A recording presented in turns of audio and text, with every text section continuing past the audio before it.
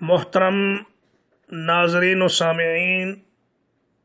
السلام علیکم ورحمۃ اللہ وبرکاتہ۔ یہ قرآن مجید کے اردو ترجمہ و تفسیر کے دروس کا سلسلہ ہے جو انشاءاللہ آپ کی خدمت میں پیش کیا جاتا رہے گا۔ یہ قرآن مجید کے آخری 10 پاروں کی تفسیر ہوگی اور اس کا نام ہم نے رکھا ہے عمدۃ التفسیر فی الثلث الاخیر من القرآن الکریم۔ سماعت فرمائیے۔ سید الرسل الحمد للہ رب العالمین والصلاة والسلام علی سید الرسل وخاتم النبیین محمد وعلى آلہ وصحبہ اجمعین، اما بعد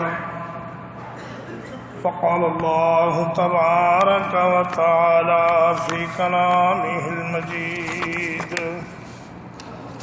اعوذ باللہ من الشیطان الرجیم،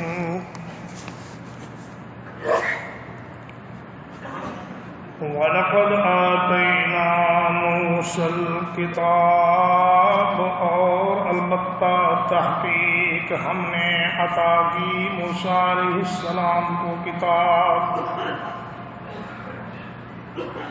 فَلَا تَكُنْ فِي مِرْيَةٍ مِّن لِقَائِهِ،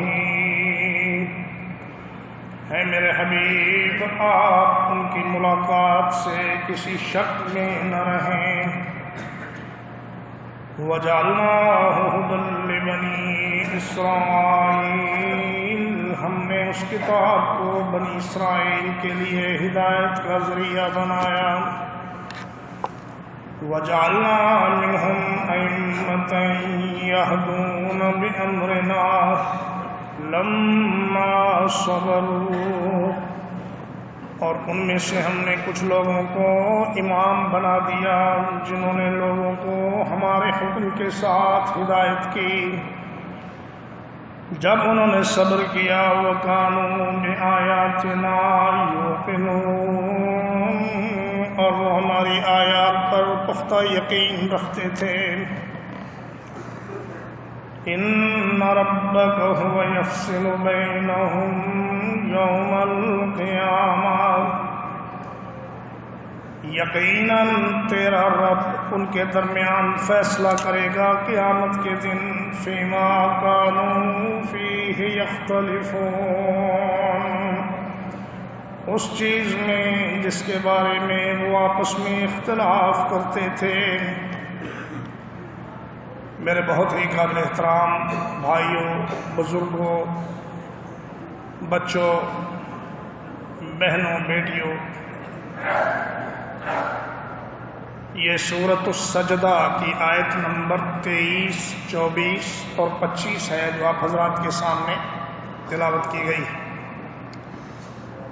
اللہ پاک فرما رہے ہیں وَلَقَدْ آتَيْنَا مُوسَى الْكِتَابَ، ہم نے موسیٰ علیہ السلام کو کتاب عطا فرمائی۔ ان کی کتاب کا نام تورات ہے جو آپ اکثر سنتے رہتے ہیں۔ داؤد علیہ السلام کو جو کتاب ملی اس کا نام زبور ہے، اور نبی کریم صلی اللہ علیہ وسلم کو جو کتاب ملی اس کا نام قرآن کریم ہے۔ یہ جو اگلی آیت میں فرمایا، اگلے حصے میں فرمایا کہ فَلَا تَكُنْ فِي مِرْيَةٍ مِّن لِقَائِهِ، آپ اس کی ملاقات سے کسی شک میں نہ رہیں۔ لقائہ میں جو ضمیر کی ہا ہے یہ کتاب کی طرف بھی جا سکتی ہے اور موسیٰ علیہ السلام کی طرف بھی اس کا تعلق جا سکتا ہے۔ اگر من لقائہ میں ہی سے مراد کتاب ہو تو اس کا مطلب یہ ہوگا کہ اے میرے پیارے حبیب محمد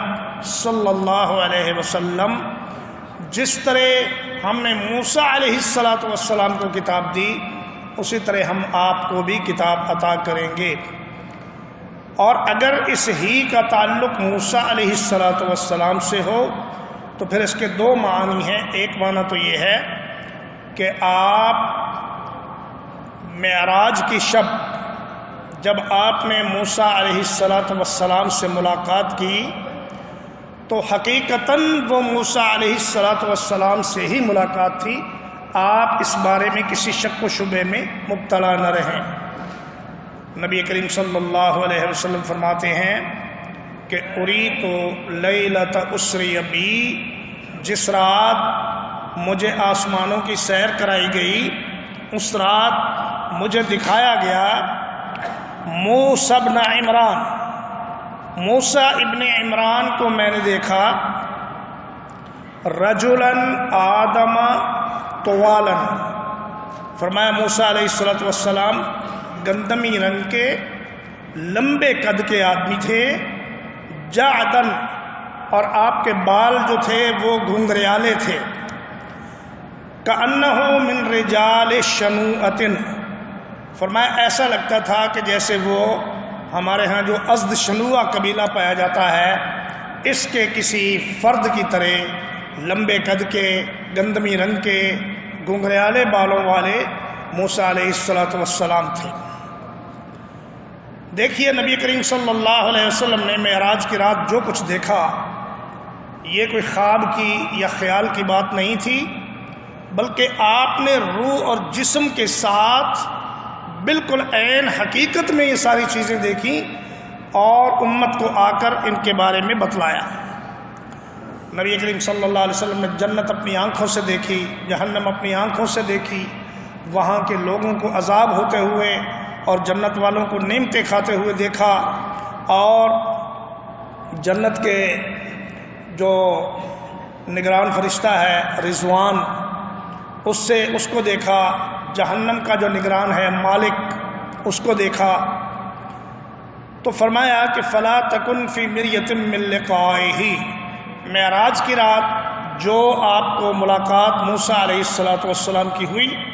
اس میں آپ کسی شک میں نہ رہیے، وہ موسیٰ علیہ السلام ہی تھے۔ اور ایک اس کا معنی یہ ہے کہ اے میرے حبیب، موسیٰ علیہ السلام کو ہم نے کتاب دی، فقد اوذی و کذب، ان کو ایذا دی گئی، تکلیف دی گئی اور ان کو جھٹلایا گیا، تو جو کچھ موسیٰ علیہ السلام کے ساتھ ہوا وہی کچھ آپ کے ساتھ بھی ہوگا۔ یہ مکہ والے آپ کی نبوت کا انکار بھی کریں گے اور آپ کو ایذائیں اور تکلیفیں بھی دیں گے اور آپ کے ساتھیوں پر ظلم و تشدد بھی کریں گے، اس لیے آپ صبر سے کام لیں اور ان تمام معاملات میں اللہ پر بھروسہ رکھیں۔ اور فرمایا وَجَعَلْنَاهُ هُدًى لِبَنِي إِسْرَائِيلَ، کہ موسیٰ علیہ السلام کی کتاب کو ہم نے بنو اسرائیل کے لیے ہدایت کا ذریعہ بنایا۔ نبی جس قوم کے لیے آتا تھا اس کی کتاب بھی اسی قوم پر نافذ ہوتی تھی، اس قوم سے باہر اس کتاب کے احکام نہیں چلتے تھے۔ لیکن جب ہمارے نبی حضرت محمد رسول اللہ صلی اللہ علیہ وسلم تشریف لائے تو آپ نے فرمایا قُلْ يَا أَيُّهَا النَّاسُ إِنِّي رَسُولُ اللَّهِ إِلَيْكُمْ جَمِيعًا، فرمایا اے دنیا کے لوگوں، مشرق والوں، مغرب والوں، شمال والوں، جنوب والوں، ابھی والوں، آنے والوں، قیامت تک آنے والے لوگوں، میں تم سب کی طرف اللہ کا نبی بنا کر بھیجا گیا ہوں۔ اور قرآن مجید کے بارے میں فرمایا کہ یا ایھا الناس قد جاءکم برہان من ربکم وانزلنا الیکم نورا مبینا، فرمایا اے ساری دنیا کے لوگوں، اے قیامت تک آنے والے لوگوں، انسانوں اور جنوں، صرف انسانوں نہیں ساتھ جنات بھی، فرمایا کہ یہ قرآن مجید اس کو ہم نے تمہارے لیے ایک روشن دلیل بنا کر بھیجا ہے اور یہ نور مبین ہے جو ہم نے اپنے پیغمبر پر نازل کیا۔ تو یہ قرآن ساری کائنات کے لیے ہے۔ موسیٰ علیہ السلام کی کتاب صرف بنی اسرائیل کے لیے تھی، اور فرمایا وَجَعَلْنَا مِنْهُمْ أَئِمَّةً يَهْدُونَ بِأَمْرِنَا، ہم نے ان میں سے کچھ لوگوں کو امام بنایا، علماء بنایا، فقہا بنایا، جو ہمارے حکم کے ساتھ لوگوں کو راہ حق کی طرف بلاتے تھے۔ یہدون بامرنا ای یدعون الخلق الی طاعتنا، یعنی وہ اللہ کی مخلوق کو ہماری اطاعت کی طرف دعوت دیتے تھے۔ تو ہر دین کے داعی کا یہ فرض ہے کہ دو کام اس کے لیے ضروری ہیں۔ ایک تو یہ کہ وہ جو بات لوگوں سے کہہ رہا ہے دلیل کے ساتھ کہے، اپنی طرف سے کوئی بات نہ کہے۔ فرمایا بے امرنا، وہ ہمارے حکم کے ساتھ لوگوں کو بلاتے تھے۔ اللہ کا یہ حکم ہے، اللہ کا یہ حکم ہے، اللہ کا یہ حکم ہے، اپنی طرف سے کوئی بات نہ کہے۔ اور دوسری بات یہ ہے کہ وہ ہماری طرف لوگوں کو بلائے، اپنی ذاتی اطاعت کی طرف لوگوں کو نہ بلائے۔ اگر کوئی پیر، اگر کوئی مولوی، اگر کوئی شیخ کہتا ہے کہ قرآن و سنت سے ہٹ کر میرے پیچھے چلو، تو آپ اس کی بات نہ مانو، بلکہ کہ یہ کہو کہ بھئی ہمیں تو کتاب اللہ سے کوئی دلیل چاہیے، اللہ کے رسول صلی اللہ علیہ وسلم کی سنت سے کوئی دلیل چاہیے۔ اور فرمایا لما صبروا، ان لوگوں نے جب صبر کیا تو ہم نے ان کو امام بنا دیا۔ ائمہ سے مراد بعض نے کہا کہ انبیاء کرام ہیں، اور بعض اہل تفسیر نے کہا کہ اس سے مراد علماء اور فقہا ہیں، کہ وہ لوگ جو اللہ کی کتاب کے عالم تھے اور جو اللہ کے دین کو سمجھنے والے تھے وہ ائمہ تھے، اور انہوں نے لوگوں کو بلایا ہدایت، یعنی ہدایت دلالت کی طرف۔ ہدایت توفیق تو اللہ کے ہاتھ میں ہے، جس کو وہ چاہے ہدایت عطا فرمائے، لیکن ہدایت دلالت دین کی دعوت دینے والے کے ذمے ہے کہ وہ بتا دے کہ بھئی یہ راہ ہدایت ہے، اس پر چلو گے تو نجات پا جاؤ گے، اگر اس سے ہٹو گے تو مارے جاؤ گے۔ وَكَانُوا بِآيَاتِنَا يُوقِنُونَ، اور جو آدمی دین کی دعوت کا کام کرے اس کے لیے ضروری ہے کہ وہ خود بھی اس دعوت پر پکا یقین رکھتا ہو۔ اگر اس کے اپنے دل میں کمزوری، اس کے اپنے عقیدے میں کمزوری اور شک شبہ ہوگا تو وہ لوگوں کو صحیح عقیدے کی طرف بلا نہیں سکے گا۔ اس لیے جو آدمی دین کا کام کرے سب سے پہلے وہ اپنا عقیدہ صحیح کرے، اپنا ایمان درست کرے، اپنے دل کو مضبوط کرے، اور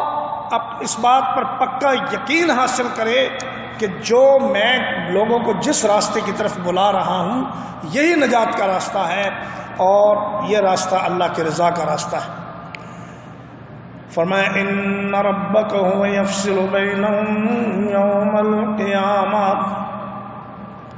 تمہارا رب لوگوں کے درمیان فیصلے کرے گا، فیما کانوا فیہ یختلفون، جن باتوں میں وہ اختلاف کرتے ہیں اللہ قیامت کے دن بتائے گا کہ یہ لوگ سچے تھے، یہ جھوٹے تھے، اور سچے وہی ہوں گے جو اللہ کے حکموں کے مطابق زندگی گزارتے ہوں گے اور اللہ کے احکام کے مطابق لوگوں کو بلاتے ہوں گے۔ یہ قرآن بھی اختلافات کو ختم کرنے والی کتاب ہے۔ فرمایا ان ھذا القرآن یقص علی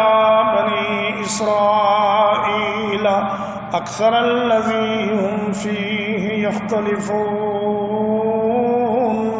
فرمایا یہ قرآن بھی بنی اسرائیل کے اختلافی مسائل میں صحیح بات بتاتا ہے، ان کی رہنمائی کرتا ہے۔ جہاں جہاں انہوں نے تحریف کی، جہاں جہاں اللہ کی کتاب کو بدلا، جہاں جہاں پیسے لے کر، رشوت لے کر اپنی مرضی کے مسائل اس میں شامل کیے، قرآن نے آ کر سب کو کھول کھول کے بیان کر دیا، اور ان کے مکروہ چہروں سے نقاب اتار کر اصل حقیقت لوگوں کے سامنے بیان کر دی۔ فرمایا یہ یہودی علماء اور یہ جو ان کے بڑے بڑے بنے ہوئے ہیں رہبان، یہ رشوت خور ہیں، یہ پیسے لے کر اللہ کی احکام میں، اللہ کے دین میں تبدیلیاں کر دیتے ہیں۔ دعا ہے کہ اللہ تعالی ہمیں ان تمام چیزوں سے محفوظ رکھے، اور اللہ تعالی ہمیں قرآن مجید کے ذریعے صحیح راستے کے رہنمائی حاصل کرنے کی توفیق عطا فرمائے۔ اقول قولی ھذا واستغفر اللہ لی ولکم ولسائر المسلمین۔